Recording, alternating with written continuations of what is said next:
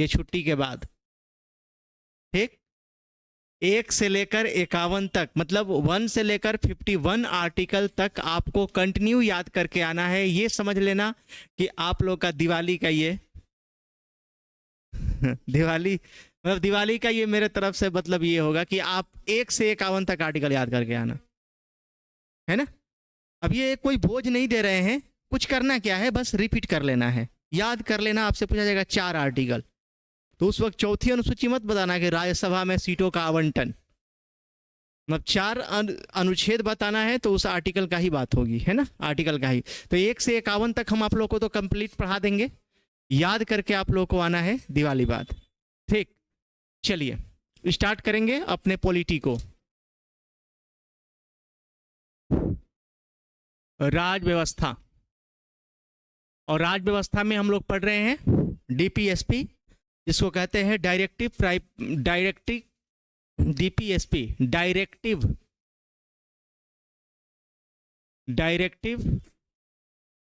Principal and state policy, ठीक ना। Directive principle and state policy, जिसको कहा जाता है डीपीएसपी, जो किस देश के संविधान से लिया गया है? आयरलैंड के संविधान से। कहां से लिया गया है? आयरलैंड के संविधान से। ये है किसमें? तो ऐसे कहेगा आपका पार्ट, मतलब भाग बोले तो कौन सा होगा? 4, और अगर आर्टिकल बोले तो क्या होगा? 36 से लेकर 51। तो आप लोग 38 तक क्लियर कर लिए हो, है ना। 39 नंबर आर्टिकल आज लिखना है, आर्टिकल 39, 39।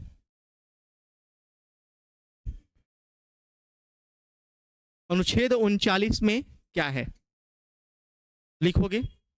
सभी नागरिकों को जीवन यापन देने का अधिकार, सभी नागरिकों को जीवन यापन देने का अधिकार।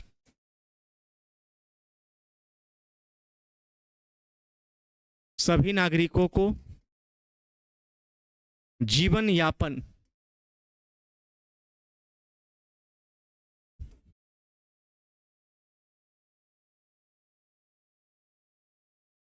सभी नागरिकों को जीवन यापन देने का अधिकार।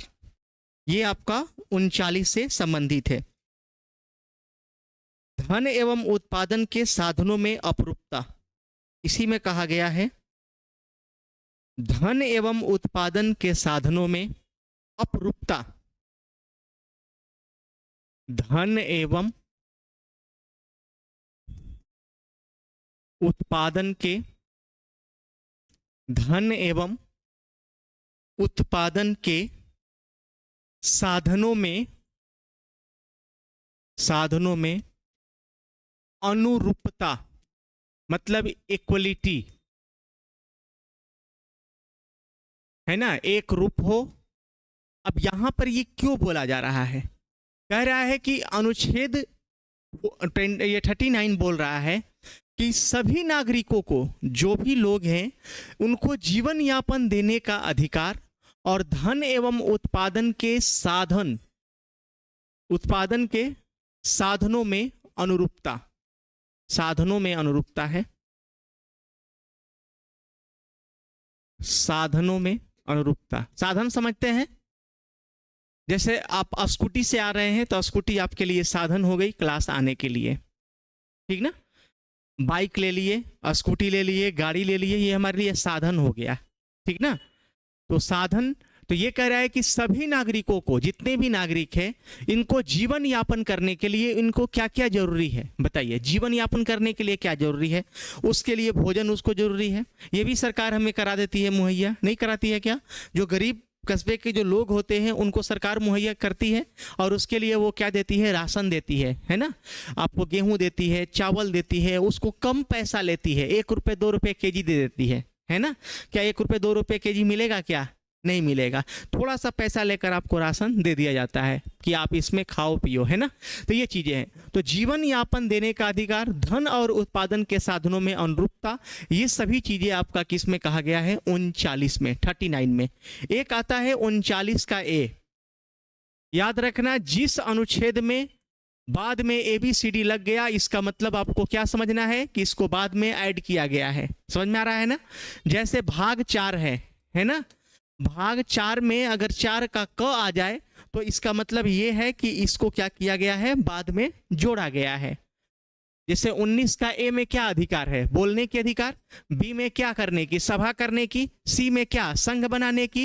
डी में क्या? कहीं भी आवागमन करने का। इसका मतलब क्या है कि 19 के ABCD जो बने हैं, 19 के क ख ग घ जो बने हैं, फर्स्ट सेकंड थर्ड जो बने हैं, ये किस क्या किया गया है? इसको ऐड किया गया है। बाद में क्या किया गया है? जोड़ा गया है।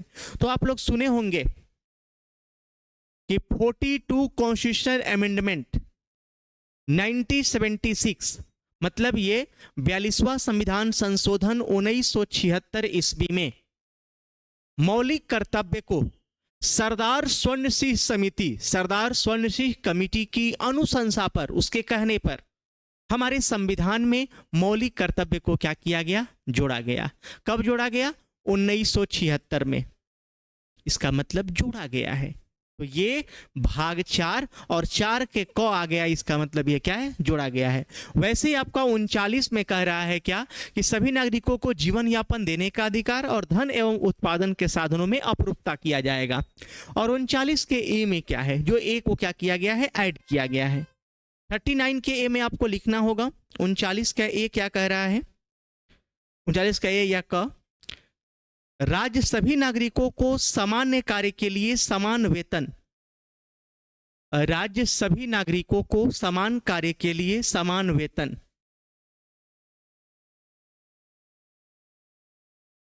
राज्य सभी नागरिकों को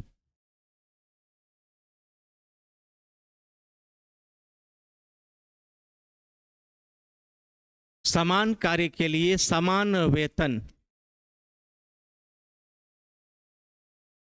समान कार्य के लिए समान वेतन की व्यवस्था करेगा।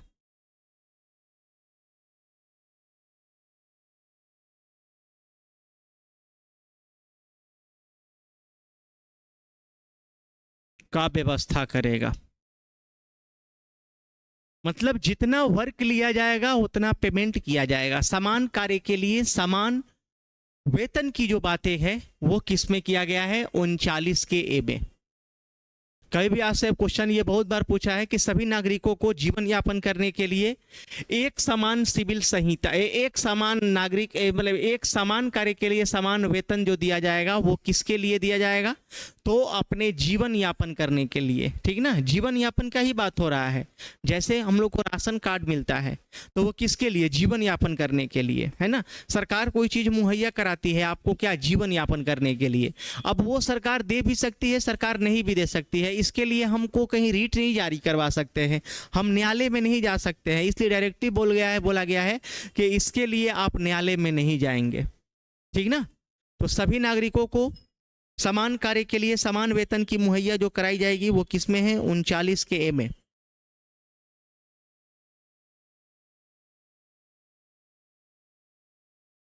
इसी में एक लाइन आपका और क्या है?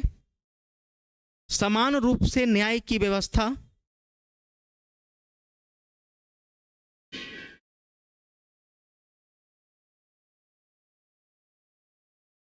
समान रूप से न्याय की व्यवस्था करेगा राज्य,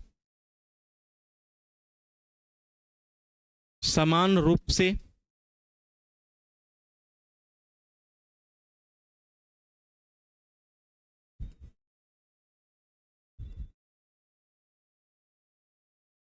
राज्य समान रूप से न्याय की व्यवस्था करेगा तथा गरीबों को निशुल्क सहायता करेगा, तथा गरीबों को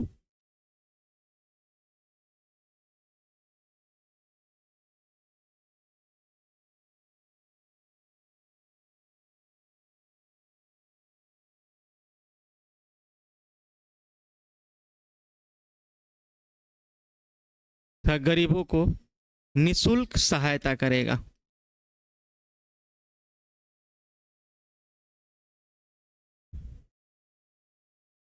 राज्य सभी नागरिकों को समान कार्य के लिए समान वेतन दिया जाएगा। हाँ, समान सिविल संहिता जो मेरे मन में आ रहा था वो आर्टिकल 44 में है, जो सबसे पहले गोवा ने लागू किया था। चलो इसमें देखो क्या है, ग्राम पंचायत की चर्चा। आर्टिकल 40 में क्या है, ग्राम पंचायत। ग्राम पंचायत की चर्चा जो है वो आपका बोलो किस आर्टिकल में है, 40 में। पशुपालन किस में है, 48 में है पशुपालन। तो ग्राम पंचायत की चर्चा जो है किस में है, 40। ग्राम पंचायत की चर्चा इसी में कहा गया है शासन को मजबूती प्रदान करने के लिए ग्राम पंचायत की चर्चा है ना। ग्राम पंचायत की चर्चा क्यों है, शासन को मजबूत करने के लिए। शासन को मजबूत करने के लिए। जैसे आप बताओ ग्राम पंचायत जरूरी है कि नहीं है, ग्राम पंचायत जरूरी है या नहीं है, नहीं है। देखो ग्राम पंचायत इसलिए जरूरी है और इसलिए जरूरी नहीं है, ये दोनों ध्यान देना। क्योंकि ये ग्राम पंचायत लाने के लिए गांधी जी इसके पक्ष में थे। गांधी जी क्या थे, इसके पक्ष में थे।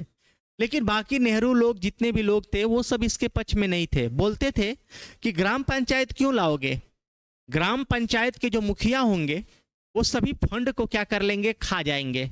आप 4 रुपये कोई गवर्नमेंट जो है, सेंट्रल गवर्नमेंट आपको प्रोवाइड कराएगी, इस गांव को क्या करना है, देना है ना। वो 4 रुपया पहुंचते पहुंचते 1 रुपया बन जाएगा। आप लोग समझते होंगे कि 4 करोड़ की फंड आ रही है ना, तो 4 करोड़ की फंड में धीरे धीरे कट के गांव में कहाँ कितना पहुंचेगा, 1 करोड़।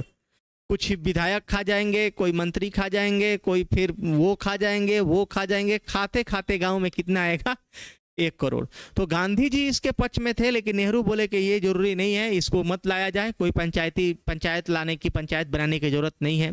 अच्छा ये बताओ, अगर ये पंचायत नहीं होता तो गांव में जो चीज़ें, अगर कोई चीज़ अनहोनी हो जाती है, आप लोग सुने होंगे कि गांव में कहीं आग लग गई, गांव में, यहाँ तो बाढ़ग्रस्त नहीं होता है राजस्थान में, बिहार में तो बाढ़ग्रस्त भी होता है जगह, तो कहीं मान लो कि बिजली मतलब गिरने की वजह से कोई मर गया, या कोई ऐसी आफत आ गई जिसके वजह से मान लो घर किसी का बह गया, कोई बाढ़ से पीड़ित है, हो सकता है कहीं आगजनी हो गई, पूरे अनाज जल गए, है ना। तो इस अवस्था में ये बताया गया है कि आप बताओ डायरेक्ट आप कहीं गांव के लोगों को शहर तक पहुंचाएगा कौन।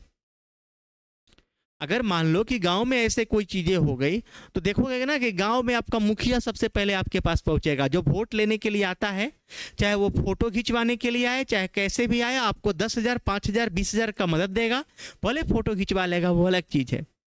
लेकिन उस वक्त आपके गांव का मुखिया ही आपको क्या करेंगे, प्रोवाइड करेंगे, चाहे कोई चीज देकर, चाहे आपको खाने की सामान मिलेगा। अब बताऊंगा बाढ़ में, बिहार में उत्तरी बिहार क्या होता है, बिहार से पीड़ित, मतलब बाढ़ से पीड़ित हो जाता है, तो क्या आपको लगता है कि क्या प्रधानमंत्री जाकर तुरंत दे देते हैं कि लो ये चीजें, नहीं, उस गांव का मुखिया उसको पहले, सबसे पहले देता है। अगल बगल के मुखिया और सरपंच आकर क्या करते हैं, उसको कोई चीजों की प्रोवाइड कराते हैं।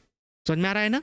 तो वो चीजें हैं। तो ग्राम पंचायत ये जरूरी है, इसीलिए भारत में पंचायती राज व्यवस्था को 2 अक्टूबर 1959 ईस्वी में राजस्थान के नागौर जिला के बगदरी गांव में इसको लागू किया गया था। ये आप लिखे हो, फिर आर्टिकल नहीं, वो अनुसूची है ना, वो अनुसूची 11 में है, जो पंचायती राज व्यवस्था की चर्चा है। तो शासन को क्या करने के लिए, मजबूत करने के लिए ग्राम पंचायत की चर्चा है। और ग्राम पंचायत की चर्चा किस में है, अनुच्छेद 40 में। ये ग्राम पंचायत अनुच्छेद 40 में, पंचायती राज व्यवस्था वो है अनुसूची 11 में। चलिए आर्टिकल 41, आर्टिकल 41, अनुच्छेद 41 क्या कहता है, 41, 42, 43 के लिए दमन है। दमन का मतलब होता है दशा, जैसे 41 में चर्चा क्या है? 41 में है दशा। दशा मतलब होता है कंडीशन। दशा की चर्चा जो है वो क्या है? कंडीशन की चर्चा है। अब दशा किसका कंडीशन कैसा? जैसे बूढ़ों को वेतन देना, कुछ दशाओं में सदस्यता प्रदान करने के लिए, विधवाओं का पेंशन देना, विकलांगों को पेंशन देना, ये सब चीजें इसमें आएगा। ठीक ना? कंडीशन मान लो किसी का अगर ठीक नहीं है तो इसमें दशा में क्या आता है? बूढ़ों का पेंशन, है ना? बूढ़ों या बुजुर्गों का पेंशन,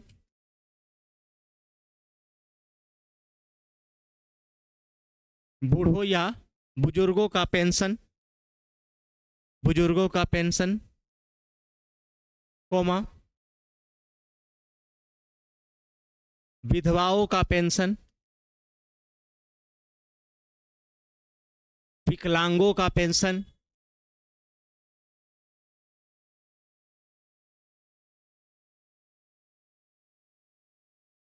इत्यादि। ठीक ना? दशा मतलब जिसका, देखो इसमें कंडीशन दशा, बच्चा, ये बुजुर्ग जो है इनका भी कंडीशन खराब है, जिसके पति मर गए हैं वो विधवा बन गई है उसका भी कंडीशन खराब है, जो पैर से टूट गया है, पैर नहीं है, वो विकलांग है, उनका भी कंडीशन। तो ये जिनका भी दशा खराब हो उस दशा के अकॉर्डिंग इनको पेंशन दिया जाएगा, पेंशन प्रोवाइड किया जाएगा। लेकिन क्या पेंशन नहीं दिया जाएगा? मान लो विकलांग को पेंशन नहीं दिया जा रहा है, विधवाओं को पेंशन नहीं दिया जा रहा है, बुजुर्गों को, माता में मतलब कोई बुजुर्ग है, कोई बूढ़े में बुजुर्ग है, तो उनको भी पेंशन नहीं मिल रहा है, तो क्या वो जाकर इसके लिए न्यायालय जा सकते हैं? क्या नहीं जा सकते? मिलेगा तो भी बढ़िया, नहीं मिलेगा तो भी बढ़िया। बहुत हो सकता है तो नहीं मिलने वाले लोग, जिनको नहीं मिलेगा वो गाली दे सकते हैं, है ना? चाय के थड़ी पर बैठ जाएंगे तो बोलेंगे कि ये किसी को, मोदी को ही बोल देंगे, नीतीश को बोल देंगे, या आपके कौन है सीएम यहाँ का, भजन लाल शर्मा जी, उनको आदमी बोल सकता है कि मेरा नहीं दे रहा है। लेकिन बात है कि इसके लिए न्यायालय नहीं जा सकते, आप कुछ बोल सकते हैं, आपको बोलने का अधिकार है। ये 19 का ये बोलता है कि चलो तुम कोई चीज के काम से बोल सकते हो। प्रधानमंत्री हमें पसंद नहीं है, प्रधानमंत्री को हम बोल सकते हैं, लेकिन कायदे में रहकर बोलेंगे, है ना? अब ये नहीं कि आ गए इंटरनेट पर और उनको पूरा तरह से हम गाली दे रहे हैं, ये कर रहे हैं, वो कर रहे हैं, ऐसे नहीं कर सकते। हम आंदोलन कर सकते हैं, हम बोल सकते हैं कि बीजेपी हमें पसंद नहीं है, कांग्रेस को लेकर आओ, ये हमारे अधिकार मिलता है। ठीक ना? चलिए 1940, ये आपका 40 के बाद, 40 के बाद 41 में आएंगे।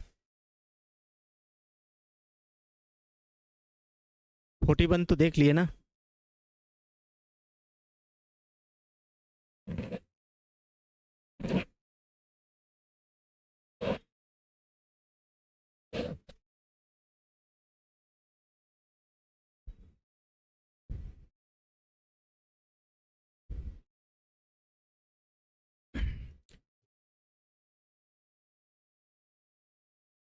चलिए अब आएंगे 42।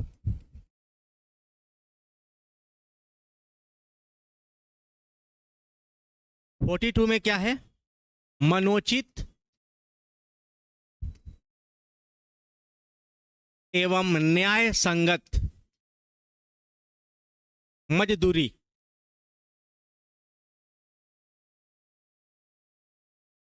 मनोचित एवं न्याय संगत मजदूरी।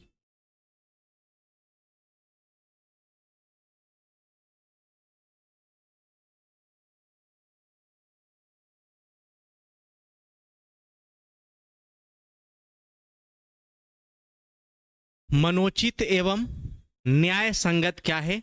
मजदूरी। और देखो यहाँ मनोचित एवं न्याय संगत, मजदूरी मत लाना, क्योंकि मजदूरी से थोड़ा अल्टर होगा, पॉइंट नहीं बन पाएगा। हम बातों को समझा रहे हैं, मजदूरी नहीं लाएंगे। जैसे मजदूरी का मतलब होता है कि 400 जिसका है वो 400, 500 जो भी है, 800 किसी का, 1000 किसी का 2000, जो उसका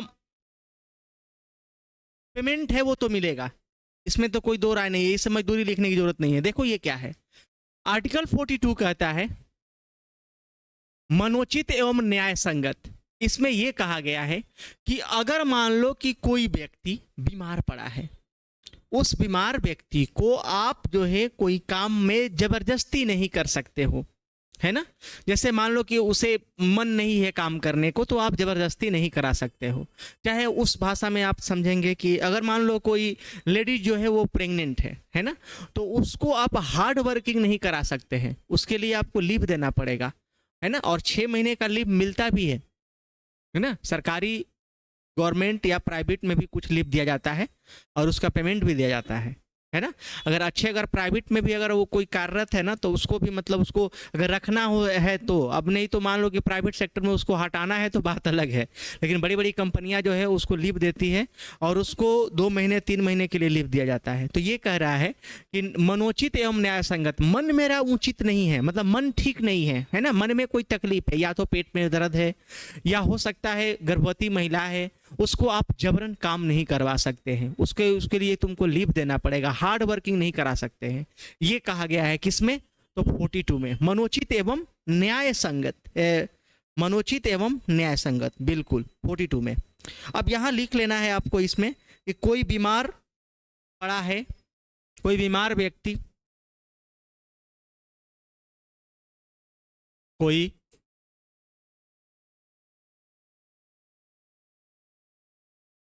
बीमार व्यक्ति या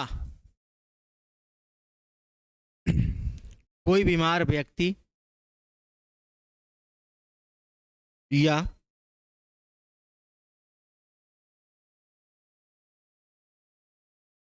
किसी गर्भवती महिला को, तो यहां लिखेगा कोई बीमार व्यक्ति को हार्ड वर्किंग नहीं करा सकते, हार्ड वर्किंग नहीं करा सकते, कोई बीमार व्यक्ति को हार्ड वर्किंग नहीं करा सकते, एवं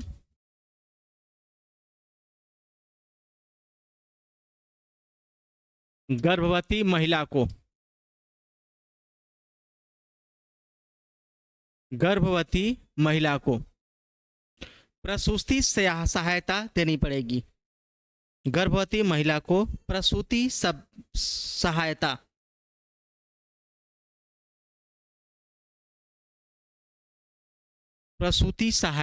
देनी होगी।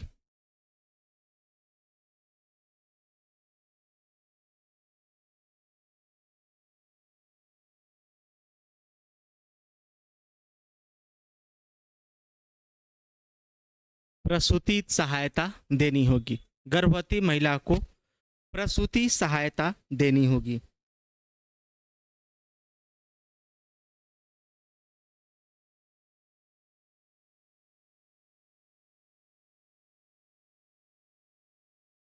इसको कहता है मैच्योरिटी लीव, से क्या बोलते हैं, मैच्योरिटी लीव।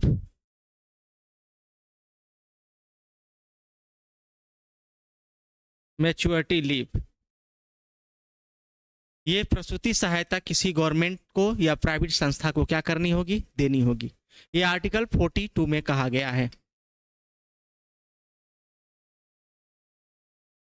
अब आर्टिकल 43 देखेंगे, तो देखो 39 में क्या कहा गया था, 39 में क्या कहा गया था कि सभी नागरिकों को जीवन यापन देने का अधिकार या धन एवं उत्पादन के साधनों में एक अनुरूपता दिखाया जाएगा। 39 के एक क्या बोल रहा है कि राज्य सभी नागरिकों को समान कार्य के लिए समान वेतन का व्यवस्था करेगा। उसके बाद क्या है कि राज्य समान रूप से व्यवस्था करेगा तथा गरीबों को निःशुल्क सहायता देगा। 40 में कह रहा है ग्राम पंचायत की चर्चा। ग्राम पंचायत की चर्चा क्यों किया जाएगा, शासन को क्या करने के लिए, मजबूत करने के लिए। उसके बाद कहा गया क्या, ये इसके लिए देखो यहाँ ट्रिक है, 41, 42, 43 मतलब 41, 42 और 43, इसके लिए ट्रिक है दमन। दमन और दीव है ना, दमन और दीव है ना, दमन और दीव भारत में एक यूनियन टेरिटरी है। ये ट्रिक बना है। 10 से क्या है, दशा, म से क्या है, मनोचित एवं न्याय संगत, उसके बाद न से अब लिखेंगे। 43 में क्या है, निर्वाह योग्य मजदूरी, निर्वाह योग्य मजदूरी, निर्वाह योग्य मजदूरी।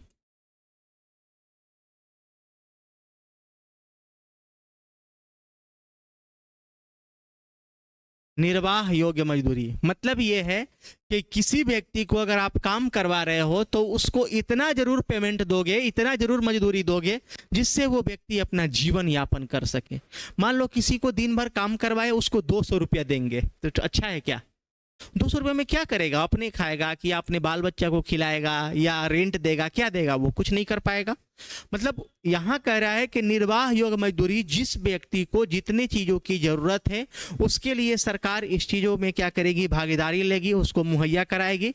लेकिन अगर मुहैया नहीं करा रही है तो इसके लिए कोई ऐसा अधिकार है जिस जाकर सुप्रीम कोर्ट का या हाई कोर्ट का दरवाज़ा हम खटखटा सकते हैं? ऐसा संभव नहीं है। तो ये पहले ही बोला दिया गया है कि क्या है, इसके लिए न्यायालय नहीं जा सकते। तो यहां पर आपको लिखना क्या है? निर्वाह योग्य मजदूरी में इतना पैसा दे कि जीवन यापन अच्छा से चल सके।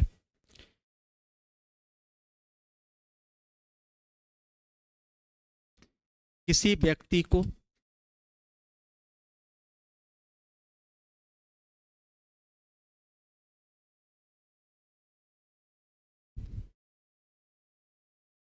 इतनी मजदूरी मिले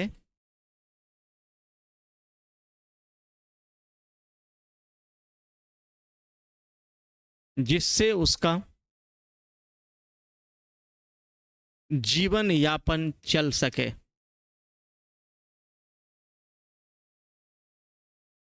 ठीक ना? किसी व्यक्ति को इतनी मजदूरी मिले जिससे उसका जीवन यापन चल सके, ये कहा गया है 43 में निर्वाह योग्य मजदूरी। दमन ट्रिक से याद रखना, 10 से दशा, म से क्या हो? मनोचित एवं न्याय संगत, और 43 में क्या है? निर्वाह योग्य मजदूरी, है ना? मैच्योरिटी लीव जो है, मैच्योरिटी लीव जो है वो का किस आर्टिकल में है? 42 में, है ना? ये क्वेश्चन पूछता है, याद रखना 42 वाला। अच्छा, ये 39 से 36 से जो 51 है, इसमें जानते हो कौन कौन फेमस है, ज्यादा पूछता है? एक तो 39 का ए ज्यादा पूछता है, एक 40 पूछता है, और एक 42 और एक 48, है ना? 39 के ए में क्या है? समान कार्य के लिए समान वेतन। 40 में क्या है? ग्राम पंचायत। 42 में क्या है? मैच्योरिटी लीव, जिसको हम कहते हैं प्रसूति सहायता, किसी गर्भवती महिला को दिया जा सकता है ना? किसी व्यक्ति से हार्ड वर्किंग नहीं करा सकते हैं जब उसके शरीर में तकलीफ हो, मन उसका उचित ना हो। 43 में कह रहा है निर्वाह योग्य मजदूरी, जिसको इतना मजदूरी मिले, इतना पैसा मिले कि वो अपने जीवन को अच्छा से जीवन यापन कर सके। 44, 43 के बाद आर्टिकल क्या है? 44।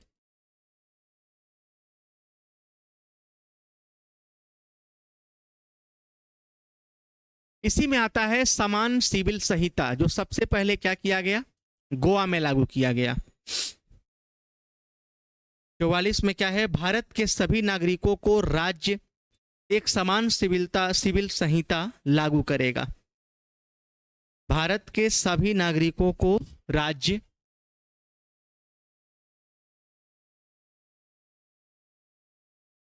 भारत के सभी नागरिकों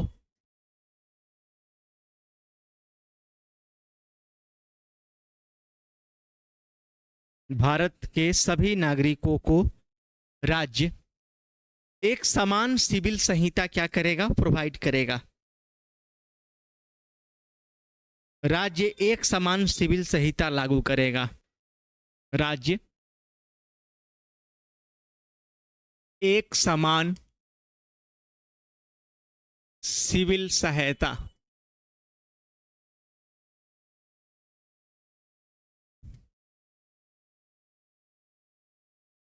लागू करेगा। यहां एक याद रखना, समान सिविल संहिता लागू करने वाला प्रथम राज्य गोवा है। समान सिविल सहायता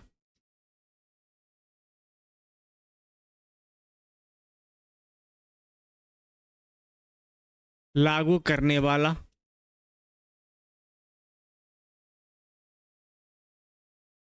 प्रथम राज्य गोवा है।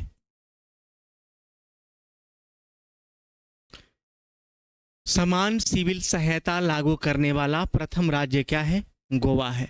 समान सिविल संहिता का मतलब होता है कि मान लो कि ये कहा गया है कि किसके पास कितनी कैपेसिटी है। आप देखोगे कि एक मेल और एक फीमेल दोनों का पेमेंट एक समान नहीं होता है ना। मेल का, क्योंकि मेल का काम जो होता है थोड़ा ज़्यादा होता है फीमेल के अकॉर्डिंग। वो नहीं समझ पा रहे हैं? जैसे मान लो कि किसी ऑफिस में अगर आप जाओगे तो ऑफिस में ज़्यादा काम एक मेल का होगा कि एक फीमेल का होगा? मेल का होगा। उसको दौड़ाया जा सकता है, ये फाइल ले आओ, वो फाइल ले आओ, ये करो वो करो, और महिला को लोग बैठा देते हैं कि नहीं नहीं कोई बात नहीं, कोई बात नहीं, हो जाएगा। तो ये समान सिविल संहिता लागू करने वाला प्रथम राज्य क्या है? गोवा है। कि कोई भी काम हो उस काम में क्या है? इक्वलिटी दिखाया गया है, और वो बताया गया है आर्टिकल 44 में। तो समान नागरिक संहिता, समान सिविल संहिता की जो चर्चा है वो किस अनुच्छेद में है? अनुच्छेद 44 में, है ना। 48 तक अभी हम लोग इसको पढ़ेंगे, 44 के बाद आएंगे हम लोग 45 में। राज्य 6 वर्ष तक के सभी बच्चों को, राज्य 6 वर्ष तक के सभी बच्चों को, आर्टिकल 45।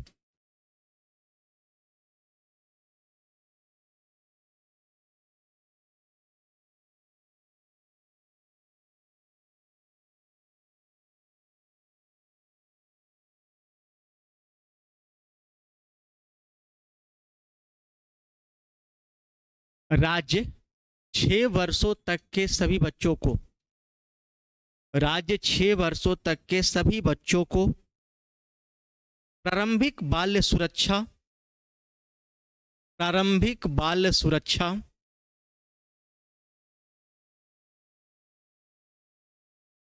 प्रारंभिक बाल सुरक्षा,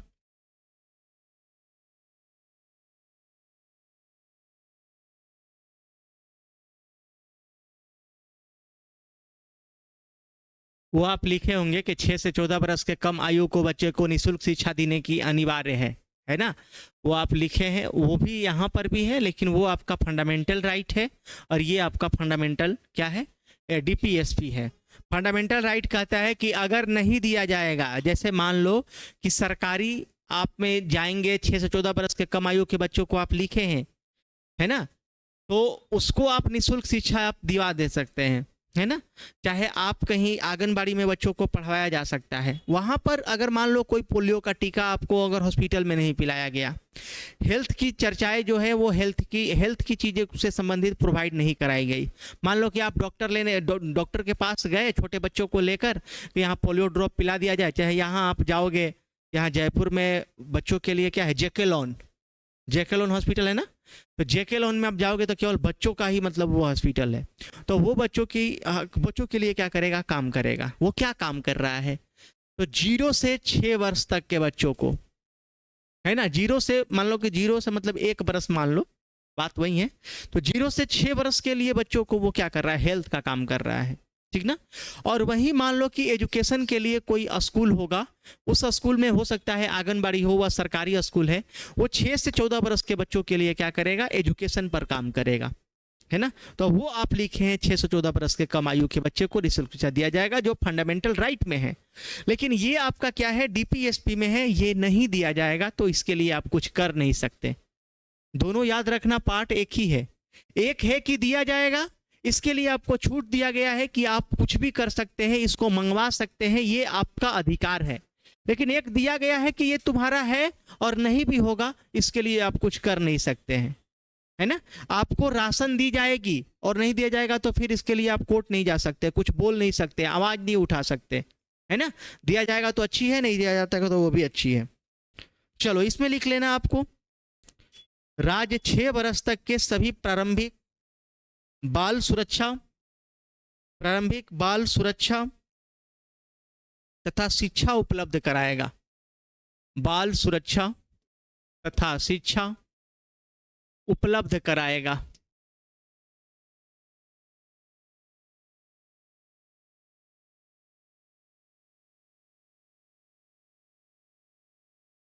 राज्य 6 वर्ष तक के सभी बच्चों को प्रारंभिक बाल सुरक्षा तथा शिक्षा उपलब्ध कराएगा। शिक्षा उपलब्ध कराएगा।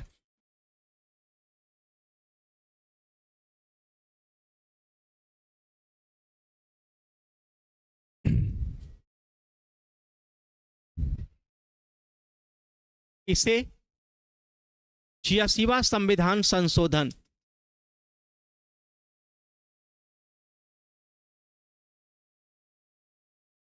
46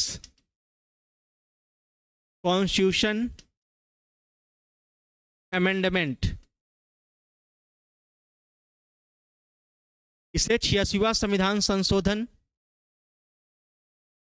2002 में लाया गया, ठीक ना।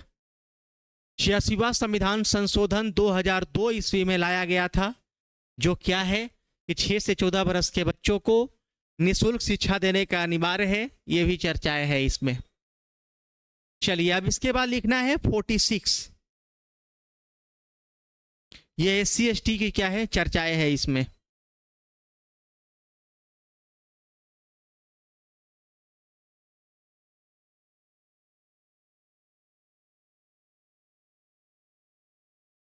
आर्टिकल 46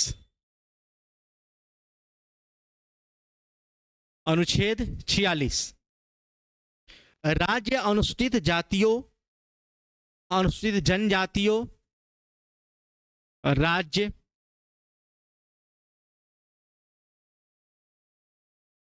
अनुसूचित जाति एवं जनजातियों,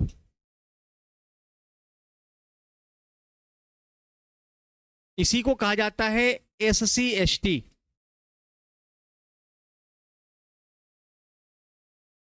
है ना, अनुसूचित जाति एवं जनजातियों।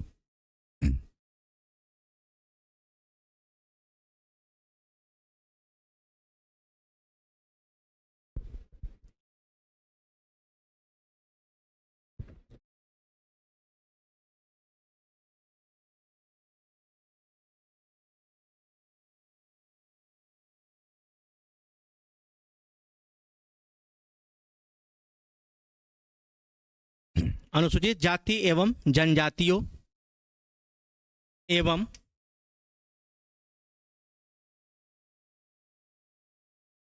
दुर्बल वर्ग के, दुर्बल मतलब कमजोर,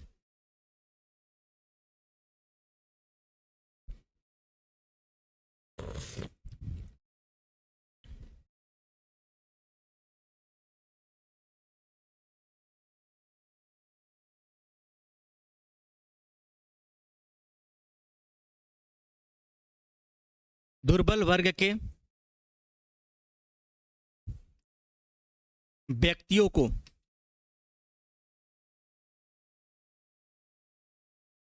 शिक्षा एवं उपार्जन की सहायता करेगा।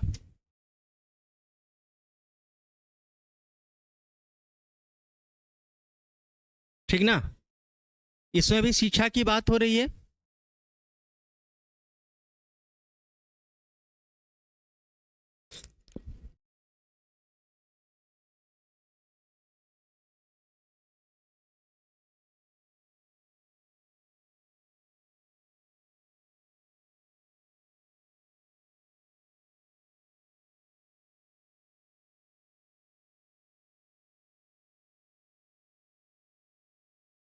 हो गया। चलिए, तो अनुच्छेद 44 में क्या था, 44 में क्या है, राज्य के सभी नागरिकों को समान सिविल संहिता लागू किया जाएगा। समान सिविल संहिता लागू करने वाला प्रथम स्टेट कौन सा है, गोवा। 45 में ये कह रहा है कि 6 वर्ष से कम आयु के बच्चों को या 6 वर्ष तक के सभी बच्चों को प्रारंभिक बाल सुरक्षा दिया जाएगा। आप ये भी लिखे हैं 6 से 14 वर्ष के कम आयु को बच्चों को हेल्थ और एजुकेशन की चर्चाएं हैं, है ना। इसको लाया कब गया, 86 कॉन्स्टिट्यूशन अमेंडमेंट 2002 ईस्वी में लाया गया। 46 में कह रहा है कि राज्य जो है अनुसूचित जाति मतलब SC ST एवं दुर्बल वर्ग के व्यक्तियों को शिक्षा एवं उपार्जन की सहायता करेगा, है ना। शिक्षा मतलब क्या है, एजुकेशन। उपार्जन का मतलब होता है अपने जीवन यापन, है ना। उस जीवन यापन की चर्चाएं जो है आपका 46 में है। 47 क्या करता है कि ये आपकी रक्षा क्या करेगा। 47 यहां पर यह है कि राज्य का कर्तव्य होगा कि वह नागरिकों को, 47 में लिखेंगे आर्टिकल 47,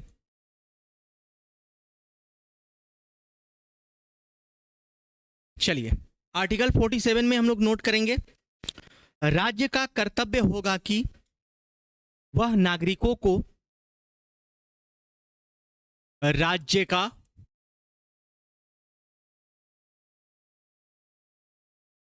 कर्तव्य होगा कि वह नागरिकों को राज्य का कर्तव्य होगा कि वह नागरिकों को पोषाहार स्तर एवं जीवन स्तर को ऊंचा करे। पोषाहार स्तर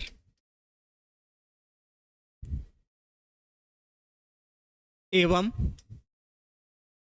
जीवन स्तर को ऊंचा करे। पोषाहार स्तर जिनको नहीं समझ में आएगा, मतलब ये किसकी बात कर रहा है, पोशाक की बात कर रहा है, वस्त्र की बात कर रहा है। जीवन स्तर का मतलब है ये लाइफ स्टाइल की बातें कर रहा है, ठीक ना, लाइफ स्टाइल की बातें कर रहा है। बात ये क्या है, कह रहा है कि अगर मान लो कोई गरीब कस्बे के व्यक्ति है ना, जैसे गरीब कस्बे का व्यक्ति है, इस गरीब कस्बे के व्यक्ति को क्या करना है, थोड़ा सा उठाना है। ये गरीब कस्बे के व्यक्ति को थोड़ा सा क्या करना है, उठाना है। अगर ये डाउनफॉल पर है, धीरे धीरे इसको क्या करना है, बढ़ाना है, ठीक ना। और इसको बढ़ाने के लिए इसको क्या करना होगा, तो व्यक्तियों के लिए वस्त्र की व्यवस्था। इसीलिए आप देखोगे कि सरकारी स्कूलों में पोशाक पहनने के लिए पैसे दिए जाते हैं, है ना।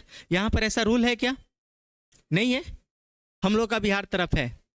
छात्रवृत्ति तो मिलता ही है, उसके बाद बच्चों की ड्रेस का भी पैसा दिया जाता है सरकारी स्कूल में, उसके बाद में उससे भी गेहूं चावल भी प्रोवाइड की जाती है।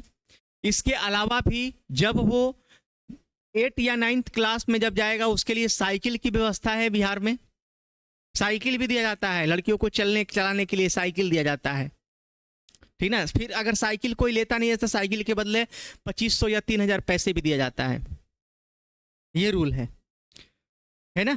48 में क्या है, पशुपालन।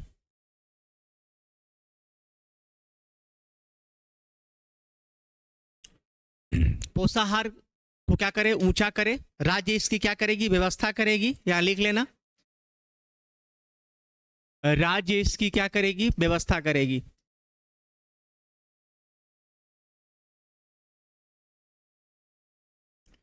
इसके बाद 48 में क्या है, पशुपालन।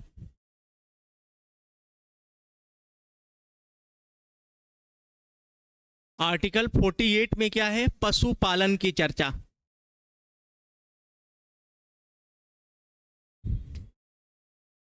पशुपालन की चर्चा जो है आपका किस में है, 48 में। अब पशुपालन में क्या क्या आ सकता है, बोलिए, पशुपालन में क्या क्या आ सकता है, समझ पा रहे हैं ना। पशुपालन कहीं कहीं देखोगे कि मुर्गी फार्म भी है ना, कहीं कहीं भेड़ पालन भी है, कहीं कहीं गाय भैंस का भी खट्टाल, ये जिसको आप लोग बोलते हो, है ना, इधर बंगाल साइड में खटाल इसको बोला जाता है। तो मतलब पशुओं को पालना, ये पशुपालन की चर्चा जो है आपका किस में है, 48 में। यहां पर हम आपसे फिर बता दें कि 39 का ए इसमें फेमस है, जैसे 40 फेमस है, आर्टिकल 42 फेमस है, और 44 फेमस है, और 48 फेमस है। ये पूरे आपका ध्यान रखना, पूरे डीपीएसपी में जो आर्टिकल 36 से 51 है, इस 36 से 51 में इतने ही आर्टिकल को आपको पढ़ना है, इतने ही आर्टिकल से क्वेश्चंस बनेंगे, है ना। 39 के ए में क्या कह रहा था, हाँ, समान कार्य के लिए समान वेतन दिया जाएगा, ये 39 का ए में है। 40 ये कह रहा है कि इसमें क्या है, ग्राम पंचायत की चर्चा है। 42 है कि कोई भी व्यक्ति को जबरदस्ती आप काम नहीं करा सकते हैं। किसी को शरीर में तकलीफ है, प्रॉब्लम है, तो उसे जबरदस्ती आप काम नहीं करा सकते हैं। या कोई गर्भवती महिला है, उसको आपको प्रसूति लीव देनी पड़ेगी, प्रसूति सहायता देनी पड़ेगी, जिसको मेंचोरिटी लीव कहा जाता है। इसके बाद 44 में क्या कहा गया है कि समान सिविल संहिता की चर्चा है। और 48 में आपका पशुपालन है ना, पशुपालन है, जिसमें आप लोग देखे होंगे जैसे एपीकल्चर आता है ना। एपीकल्चर का संबंध किससे है, मधुमक्खी पालन से संबंधित है एपीकल्चर। तो वो सभी चीजें पशुपालन से, या तो वो मधुमक्खी पालना हो, भेड़ पालना हो, बकरी पालना हो, गाय भैंस पालना हो, ये सभी चीजें आपका किस में आएगी, 48 में। अब इसमें केवल बचा है क्या, 3, है ना। ये 1 से 51 तक आप पढ़ते रहना कंटिन्यू। और कल हम लोग पढ़ेंगे मूल कर्तव्य, फंडामेंटल ड्यूटी, है ना। और ये मूल कर्तव्य कहाँ से लाया गया, कब लाया गया, किस संशोधन के तहत लाया गया, ये मूल कर्तव्य हम लोग क्लियर कर लेंगे। इसके बाद जैसी दिवाली बाद आएंगे उस वक्त अब हम लोगों का जो क्लास होगा, उस क्लास में आपका यहाँ से स्टार्ट हो जाएगा। जैसे हम आपको बताए थे कि आपको ये पढ़ना है कि ये देश चलाता है और ये आपका राज्य चलाता है ना। अब ये देश की जो चर्चा है ये भाग 5 में है, क्योंकि जब 4 पढ़ लोगे, भाग 4 अभी आप पढ़ रहे हो, 4 के बाद कल आप 4 का क पढ़ोगे। इसके बाद आपको भाग 5 पढ़ना है। भाग 5 में क्या है, संघ की चर्चा। और भाग 6 में क्या है, राज्य की चर्चा। राज्य को चलाता कौन है, बोलो एक बार, हम आपको रिपीट करा दे रहे, इससे पहले भी आपको बताया गया था। राज्य को कौन चलाता है, विधानमंडल, है ना। वैसे ही देश को कौन चलाता है, बोलिए, पार्लियामेंट। कौन, संसद, है ना। ये पार्लियामेंट जो है, संसद है, इसके कितने घर हैं, 2 घर है। एक का नाम क्या है, लोकसभा, और एक का नाम क्या है, राज्यसभा। ये विधानमंडल के भी 2 कमरे हैं, 2 हाउस है, 2 घर है। इसे हम एक का कहते हैं क्या, विधानसभा, और एक को क्या बोलते हैं, विधान परिषद। अगर आपसे क्वेश्चन कहेगा कि संसद जो है, पार्लियामेंट, किससे किससे मिलकर बना है, तो लोकसभा, राज्यसभा और राष्ट्रपति, समझ रहे हो। और अगर आपसे क्वेश्चन ये पूछा कि विधानमंडल किससे किससे मिलकर बना है, विधानमंडल के अंग कितने हैं, पार्ट कितने हैं, तो विधानसभा, विधान परिषद और कौन होगा, राज्यपाल। क्या सभी राज्यों में विधान परिषद होती है क्या, नहीं। आपके राजस्थान में ही नहीं है, लेकिन हमारे बिहार में है। बिहार में कितने हैं, 75 सीट है ना, किसका, तो विधान परिषद का।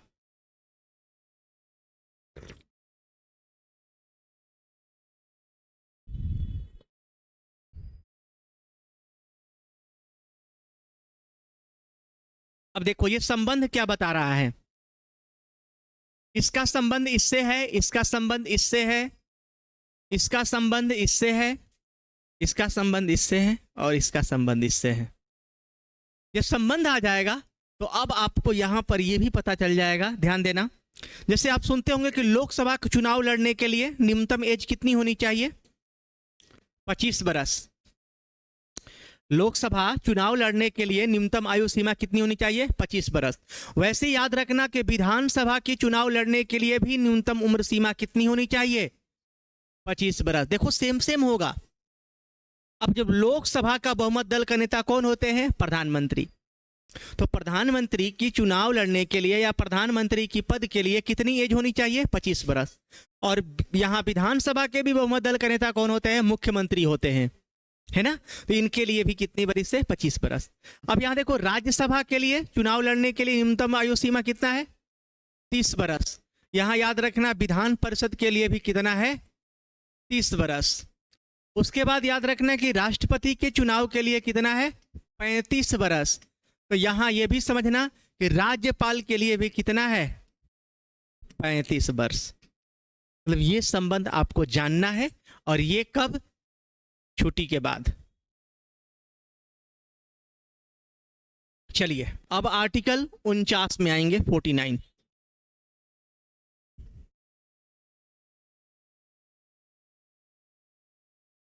चलिए आर्टिकल 49 क्या बोलता है उसे हम लोग कवर करेंगे।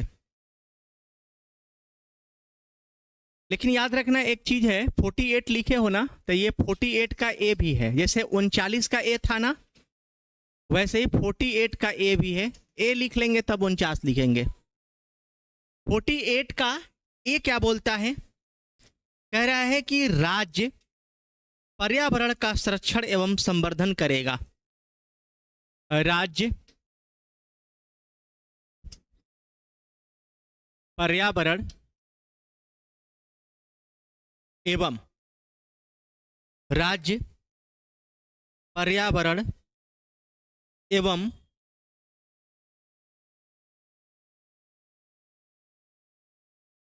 राज्य पर्यावरण एवं वन्य जीवों का संरक्षण करेगा।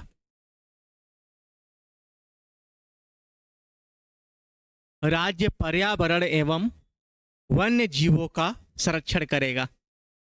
लेकिन क्या संरक्षण नहीं करेगा? क्या पशुपालन की चर्चाएं ये नहीं करेगा? है ना? तो क्या इसके लिए सुप्रीम कोर्ट, अच्छा आपको लग रहा है सुप्रीम कोर्ट जाने वाला है? ये सब काम नहीं है ना, कोई ऐसा काम नहीं है जिसके लिए सुप्रीम कोर्ट में कि क्या हनन हो रहा है, किसी का हनन हो रहा है क्या? किसी को किसी को मान लो कि मार पीट कर कमरा में बंद किए हो, वहां हनन हो रहा है ना? किसी को पुलिस जेल में बंद करके बिना माने मतलब कि उसको पीट रही है, बेचारा को फंसा दिया गया है।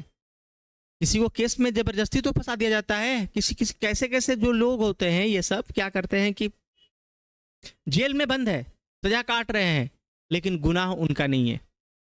ऐसे भी लोग होते हैं, ठीक ना? ऐसे भी लोग होते हैं। चलो अब 48 के एक के बाद 49 लिखना आप। राज्य राष्ट्रीय महत्व स्मारक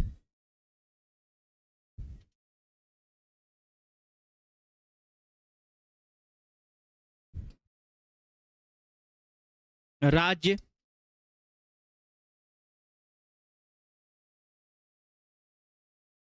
राज्य राष्ट्रीय स्मारक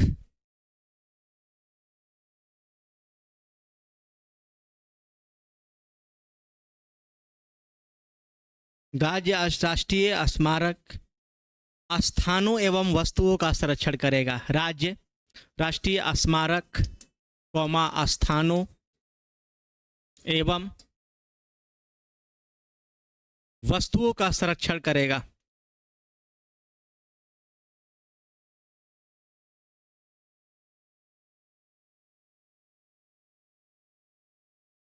राज्य राष्ट्रीय स्मारक स्थानों एवं वस्तुओं का क्या करेगा? संरक्षण करेगा। राज्य को अधिकार है राष्ट्रीय स्मारक, आपका राष्ट्रीय स्मारक बहुत सारा है, नाहरगढ़ फोर्ट है, आमेर का किला है, बहुत से चीजों है, राज्य उसका सहायता करेगा। उस स्थान को भी सहायता करेगा, उसके लिए पैसा दे सकता है, कोई चीज को बनवा सकता है। राजस्थान गवर्नमेंट काम नहीं करती है क्या? करती है। एवं वस्तुओं को रक्षा करेगा। लेकिन अगर वस्तुओं को रक्षा नहीं करेगा, बहुत से ऐसे खंडहर है जो टूट जाते हैं, उसको देख रेख करने वाला नहीं है ना? बहुत से ऐसे किले हैं, क्या सभी किले मौजूद है क्या? कुछ किले टूट गए, उसका देख रेख नहीं किया गया, उसको रक्षक नहीं किया गया, वो टूट गया, खत्म हो गया। तो राज्य उसकी सहायता करेगी, उसको बनवाएगी, उस चीज को मरम्मत करेगी, देखेगी, गार्ड रखेगी, बहुत चीजों को रखेगी। लेकिन अगर नहीं कर रही है, इसके लिए सुप्रीम कोर्ट जाने की कोई जरूरत नहीं है, क्योंकि फायदा ही नहीं है।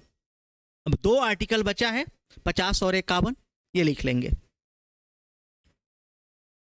50, हाँ देखो 48 के बाद याद रखना 50 भी फेमस है, 50 भी पूछता है। कार्यपालिका और न्यायपालिका का पृथक्करण इसी में है, आर्टिकल 50। आर्टिकल 50 तो कितने याद रखोगे आप? 39 के ए, 40, 42, 44, 48 और 50। इतने आर्टिकल को याद करना है। इतने आर्टिकल याद करके रखना और 1 से 51 आर्टिकल याद करके रखना। 1 से 51 में ही तो ये भी आएगा।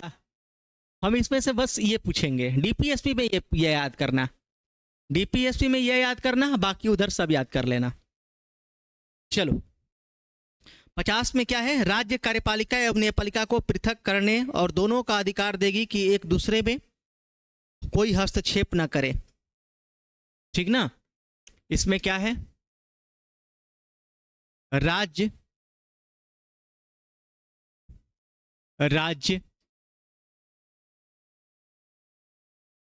कार्यपालिका एवं न्यायपालिका,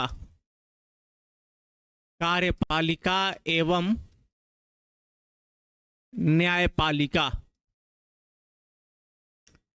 यहां राज्य देखो, ये कोई स्टेट की चर्चा नहीं है। जहां जहां राज्य लिख रहे हो वो अपना राज्य मत समझना कि राजस्थान के बारे में बोल रहा है, उत्तर प्रदेश के बारे में बोल रहा है, नहीं। ये कह रहा है कि हम हैं, मतलब ये डीपीएसपी है, ठीक ना। ये डीपीएसपी मतलब हम हैं। आर्टिकल 12 और आर्टिकल 36 याद रखना, आप पढ़े होंगे तो सेम सेम होगा। और दोनों में बोला गया है कि राज्य की परिभाषा, हम उस वक्त भी बोले थे कि राज्य का परिभाषा मतलब यूपी, बिहार, बंगाल, राजस्थान नहीं। इसकी परिभाषा, मूल अधिकार की परिभाषा 12 में है। और डीपीएसबी की राज्य की परिभाषा किस में है? 39 में। समझ में आ रहा है ना। तो ये कह रहा है, मतलब मान लो तो ये राज्य नहीं भी लिखोगे तो चलेगा, ये डीपीएसपी कह रहा है। और ये क्या बोल रहा है?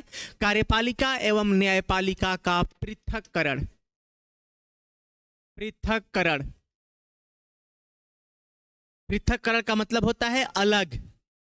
अब ये क्यों होता है? कार्यपालिका और न्यायपालिका अलग क्यों होता है? समझते हैं ना। कार्यपालिका में कौन होते हैं, न्यायपालिका में कौन होते हैं? कार्यपालिका में कौन होते हैं, न्यायपालिका में कौन होते हैं? बोलो। कार्यपालिका में कौन होते हैं, न्यायपालिका में कौन होते हैं? न्यायपालिका में जज होते हैं। कार्यपालिका का मतलब राष्ट्रपति, प्रधानमंत्री, उपराष्ट्रपति, राज्यपाल, ये क्या है? कार्यपालिका के व्यक्ति हैं। ये कार्यपालिका का मतलब काम करने वाले लोग हैं, और ये न्याय देने वाले लोग हैं। अब आप सोचो कि राज्यपाल का बेटा, राज्यपाल का बेटा ही कोई ऐसा क्राइम कर दे जिस क्राइम के वजह उससे क्या हो सकता है? फांसी हो सकती है। अब फांसी आप भी समझते हो किस कारण होगा, ठीक ना। मान लो कि राज्यपाल का ही बेटा कोई ऐसा काम कर दे, राष्ट्रपति का बेटा ऐसा काम कर दे, प्रधानमंत्री, उपराष्ट्रपति का बेटा कोई ऐसा क्राइम कर दे जिसकी वजह से उसको फांसी हो सकती है, तो न्याय तो इसको मिलेगा। न्याय, अगर न्यायपालिका तो सीधा बोलेगा कि इसे फांसी दे दो, क्योंकि वो समान देखेगा, इक्वलिटी देखेगा। और राष्ट्रपति को ये अधिकार है क्षमादान करने का। किसी को राष्ट्रपति चाहेंगे तो क्षमादान कर सकते हैं, इसके लिए आर्टिकल बनाया गया है 72। राज्यपाल भी चाहेंगे तो किसी को राज्य स्तर पर क्षमा कर सकते हैं 161 आर्टिकल के तहत। तो फिर आप बताओ कि राज्यपाल का बेटा यहां पकड़ाया है तो राज्यपाल इसको क्षमा नहीं दे देगा? बोलेगा कोई बात नहीं, हम क्षमा कर दिए। कौन बेटा को चाहेगा कि उस पर माइनस कर लेगा, इसको माइनस कर लेगा? समझ में आ रहा है ना। इसीलिए कहा गया है कि कोई माइनस करने की जरूरत नहीं है। कार्यपालिका और न्यायपालिका तुम अलग अलग रहो, कार्यपालिका और न्यायपालिका तुम अलग अलग रहो, लेकिन अलग अलग नहीं होता है। कभी भी आप सुने हो कि राज्यपाल का बेटा ने ये काम कर दिया है ना? क्योंकि वो अंदर अंदर साठ गांठ होता है, सब मैनेज कर लिया जाता है। समझ में आ रहा है ना। ऐसी चीजें हैं, लेकिन फिर भी जो रूल है उस रूल को आपको समझाया जा रहा है। चलो लास्ट लिखेंगे हम लोग आर्टिकल 51, और इसके बाद जो है आपका स्टार्ट होगा 51 का जो मूल कर्तव्य कल पढ़ेंगे। 51 में लिखना क्या है? अंतर्राष्ट्रीय शांति एवं सुरक्षा की अभिवृद्धि के लिए,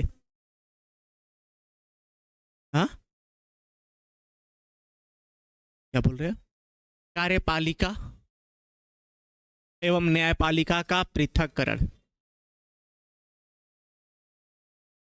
कार्यपालिका एवं न्यायपालिका का पृथक्करण, ठीक ना। न्यायपालिका में कौन हो सकते हैं? सुप्रीम कोर्ट के जस्टिस या जज, या हाई कोर्ट के जज, जस्टिस या जज, ठीक ना। यहां कार्यपालिका में कौन होते हैं? कार्यपालिका को एग्जीक्यूटिव कहा जाता है। कार्यपालिका में कौन हो सकते हैं?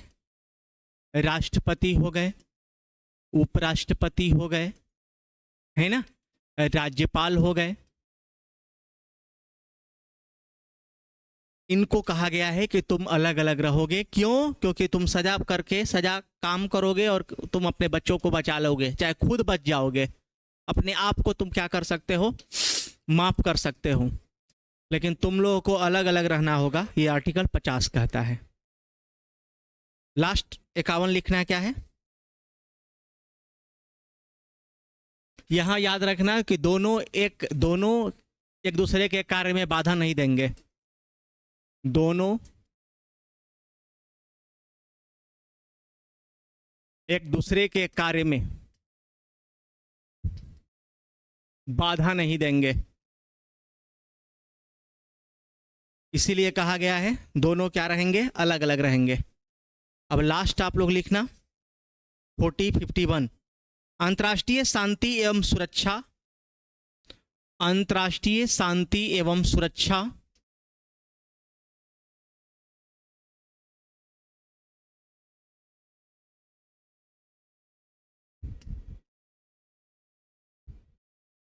अंतर्राष्ट्रीय शांति एवं सुरक्षा की अभिवृद्धि के लिए, सुरक्षा एवं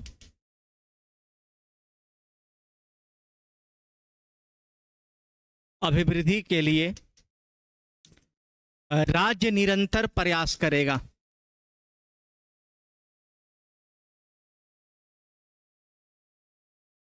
राज्य निरंतर प्रयास करेगा। अंतर्राष्ट्रीय शांति को और अंतर्राष्ट्रीय शांति एवं सुरक्षा की अभिवृद्धि के लिए राज्य नियंत्रण क्या करेगा, प्रयास करेगा या प्रयत्नशील होगा, है ना। लेकिन नहीं भी होगा तो उसके लिए कुछ सुप्रीम कोर्ट जाने की जरूरत नहीं है, यही ध्यान रखना। आज हम लोग आर्टिकल 1 से लेकर 51 तक पढ़ लिए। कल हम लोग पढ़ेंगे 51 के क, और कल ही हम लोग स्टार्ट करेंगे मूल कर्तव्य। मूल कर्तव्य भी आपका इंपॉर्टेंट है। कितने मूल कर्तव्य है, क्या मूल कर्तव्य को हटाया गया? अच्छा, मूल अधिकार कितने था, कितने मूल अधिकार को आपने पढ़ा? 6 ही मूल अधिकार का ये आर्टिकल है। हम 6 मूल अधिकार लिख कर भी चले जाते। 14 से 18 में आपका समता का अधिकार है, समानता का अधिकार है। 19 के 22 में स्वतंत्रता का अधिकार है। 23-24 में शोषण के विरुद्ध अधिकार है। 25 से 28 में धार्मिक स्वतंत्रता का अधिकार है। 29-30 में संस्कृति एवं शिक्षा का अधिकार है। और 32 में आपका क्या है, रीट है। यहाँ से भी 12 से 35 तक में 32 तक पढ़ाकर चले जाते, लेकिन याद रखना 33, 34, 35 भी आपको क्या करना था, जानना था। उसके बाद हम लोग जो पढ़े हैं 36 से 51, ये आपका DPSP पढ़े हैं। चलिए, धन्यवाद।